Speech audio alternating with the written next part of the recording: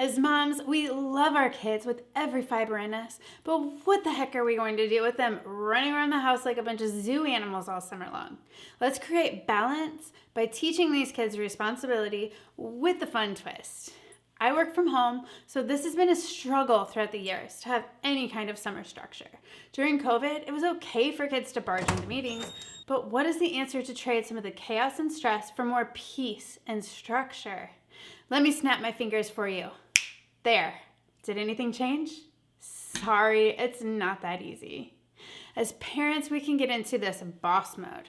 Okay, kids, this is what your summer is going to look like. Your rooms are going to be spick and span 24/7. You are going to clean the floors on Fridays, and you're going to learn how to aim your pee in the hole.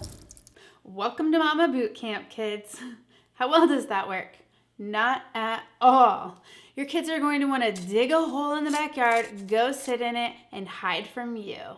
So what's the answer? What if we trick them into thinking that they came up with the entire plan for the summer? And how am I going to pull that off, you ask? Here are 3 question starters to transition from boss mom to coach mom.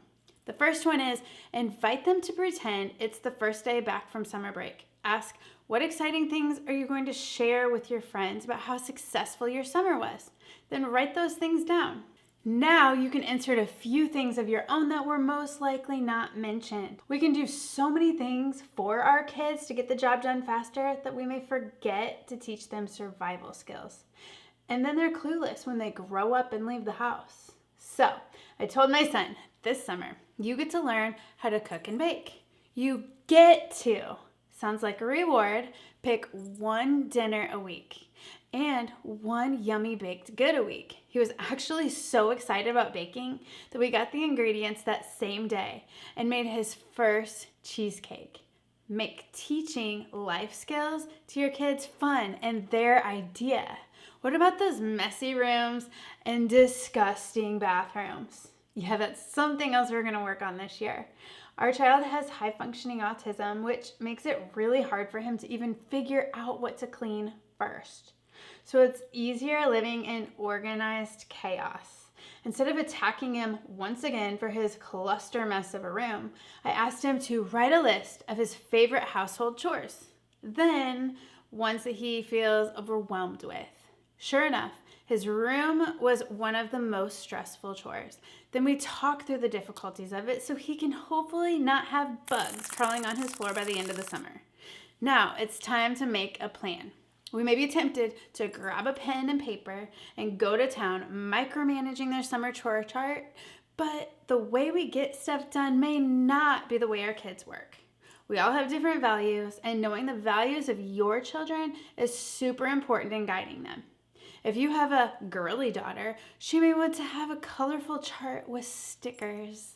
Those high-tech kids may want to utilize their calendars on their phone or tablet. You can throw out some ideas to help them brainstorm, but we are trying to empower these children to get stuff done, to be successful and learn responsibility.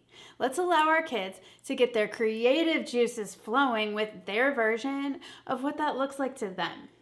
So, what's the question your kids are going to ask? Here you've created this plan of action that may seem less daunting for them, but they're always going to ask the question, but what do I get out of all of this? Because kids are so selfish, just like we can be. So have your kiddos make a list of all the rewards they would like to incorporate into their summer to-dos. Look at their list without laughing at the far-fetched requests, and even add to it maybe a weekend hiking trip, treating them to gourmet ice cream, or just a fun adventure out with you. Kids love time with their parents. That's a reward, even if they may not admit it. Now that this lovely array of their dreamy summer is painted so beautifully, it's time for a crunchy conversation. Now, kids, you may not receive some or any of these rewards unless you follow through with your goals that you came up with. That is how you've just tricked your kids into having a successful summer. They've planned it, not you. Other than the crunch at the end, your kids will feel honored that you took the time to hear their heart, goals, and ambitions to create a brilliant plan. Yes, they may have a few chores in between, but now you've set them up for success. This is our job to raise our children up in their unique awesomeness that they have been created to be, so that they can go out into the world and live in confidence. Proverbs 22:6 says, "Point your kids in the right direction. When they are old, they won't be lost." We are instilling morals and values into our children today so that when they grow up, they can carry them in their pockets forever. If this video has been helpful for you, I would love it if you would like and subscribe so that more moms can empower their children this summer. Well, there are many more mom tips. This video is just from a mom coach perspective. There are so many other ways we can teach our kids. I would love to hear in the comments your favorite approach in helping your child to be successful this summer. Also, what conversation are you going to have with your kids after watching this video? Don't put off making a healthy choice when you can make today awesome.